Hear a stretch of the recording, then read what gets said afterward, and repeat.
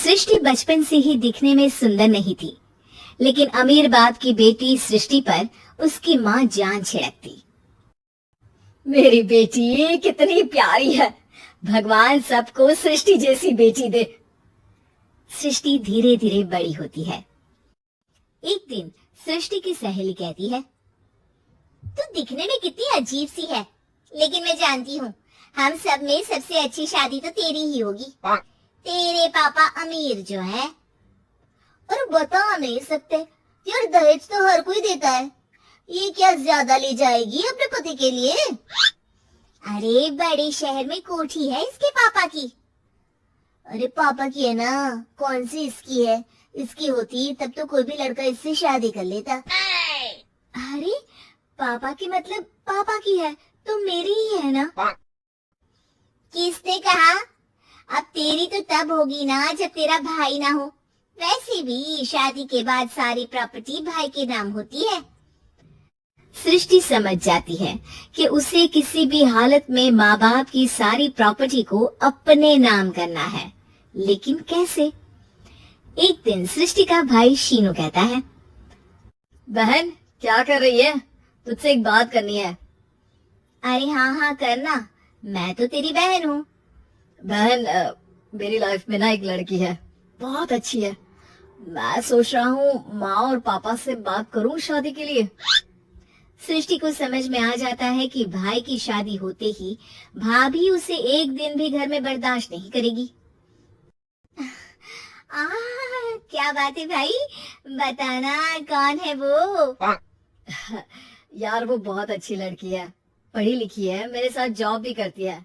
बस एक प्रॉब्लम है। हाँ प्रॉब्लम? क्या प्रॉब्लम है भाई?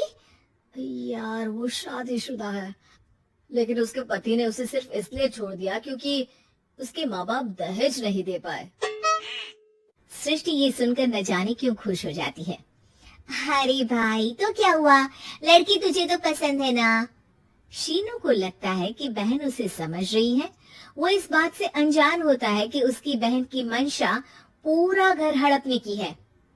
सृष्टि अपनी माँ से कहती है, मम्मी मुझे तो बहुत चिंता है, पता है शीनू क्या कर रहा है? अरे क्या कर रहा है? वो तो काम पर जाता है और वापस घर आता है। नहीं ना माँ, वो यही तो नहीं कर रहा, बाकी सब कर रहा है। आपको पता है उससे प्यार है, और वो भी एक शादीशुदा लड़की से। ये क्या हो गया? मैं सोसाइटी में क्या मुंह दिखाऊंगी? अरे तेरे पापा तो यही कहेंगे कि मैंने ही उसे बिगाड़ दिया है। माँ देखो, मेरी बात मानो, पापा पर भी विश्वास करने की जरूरत नहीं है। अब आप ही बताओ, पापा इतनी देर घर के बाहर रहते हैं क्यों? बोलो। अरे बेटा वो तो नौकरी करते हैं ना।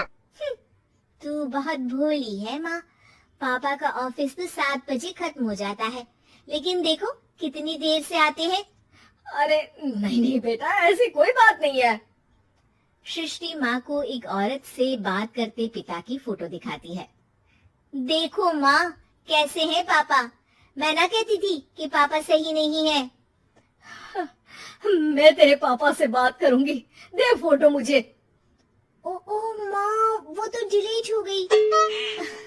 लेकिन चल तूने तो देख लिया ना, पापा से बाद में बात कर लेना, और हाँ मेरा नाम बिल्कुल मत लेना। हाँ माँ। अब क्या था, सृष्टि की माँ और पिता के बीच झगड़ा होना शुरू हो जाता है। सृष्टि के मन में क्या चल रहा था कोई नहीं जानता था। एक दिन, माँ सृष्टि के लिए एक लड़का देखा है, वो लोग शाम को उसे देखने आने वाले हैं। और हाँ माँ, एक खुशखबरी, मैं और पापा मिलकर एक नया बिजनेस ट्राई कर रहे हैं। शाम को लड़का आता है, सांवले रंग का। सृष्टि को तो बिल्कुल भी पसंद नहीं आता। लड़की की माँ कहती है, लड़की का चेहरा तो कोई खास नहीं, लेकिन अगर मेरे बेटे को आप लोग सेटल कर दे तो मैं उसकी शादी आपकी बेटी से करवा दूं। सृष्टि को लड़का बिल्कुल पसंद नहीं था, उसे भाई पर गुस्सा आ जाता है।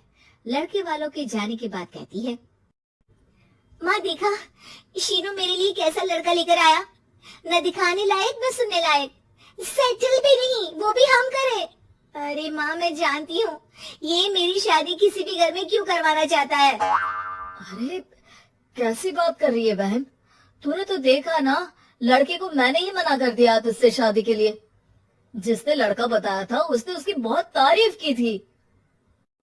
बात आई गई हो जाती है, लेकिन सृष्टि का मन शांत नहीं होता।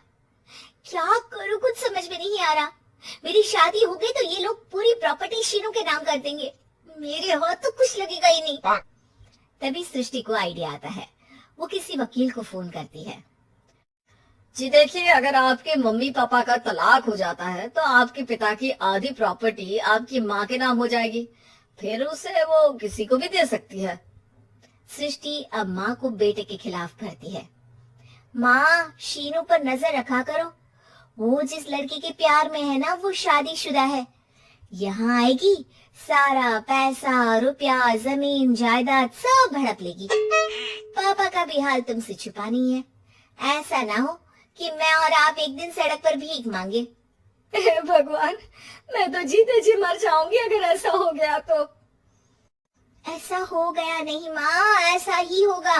अभी समय है, आगे का सोच लो। मैं तो कहती हूँ पापा से आधी प्रॉपर्टी लेकर अलग हो जाओ। पापा की आधी प्रॉपर्टी भी हम लोगों को अगर मिल जाती है ना तो अगले 7 जन्म सफल समझो। बेचारी माँ बेटी के कहने पर पति से तलाक लेकर अलग हो जाती है। सृष्टि अब पैसों से गाड़ी और अपने दूसरे महंगे शौक पूरे करने लगी। उसके दोस्त भी उसके पैसे इस्तेमाल करते। सृष्टि, कल तुम कहाँ थी? मैं सारा दिन घर पर अकेली थी। तो मैं क्या करूं? मैंने ठेका तो नहीं लिया है ना तुम्हें संभालने का। माँ को सृष्टि से ये उम्मीद नहीं थी। वो बैठकर रोने लगती है। वहीं उसका पति यानी कि सृष्टि के पिता आ जाते हैं। मैं जानता था कि तुम्हारा यही हाल होगा, तो आपने मुझे रोका क्यों नहीं? मैं रोकता तो तुम रुकती क्या? सृष्टि के कहने पर तुमने मुझ पर अपने बेटे पर शक किया, लेकिन तुम ये भूल गई कि कैसे हम दोनों ने मिलकर जीवन में इतना सब खड़ा किया। माँ पति के गले लग जाती है। मुझे माफ कर दीजिए, मैंने आपकी कमाई का एक बड़ा हिस्सा गवा दिया। कोई बात नहीं, तुम साथ हो तो मैं ऐसी 7 प्रॉपर्टी खड़ी कर दूंगा। तभी वहाँ सृष्टि आ जाती है रोते हुए। माँ, मयंक ने मुझे छोड़ दिया। वो बोल रहा था जब तक मेरे पास पैसे थे तब तक ही वो मेरे साथ था,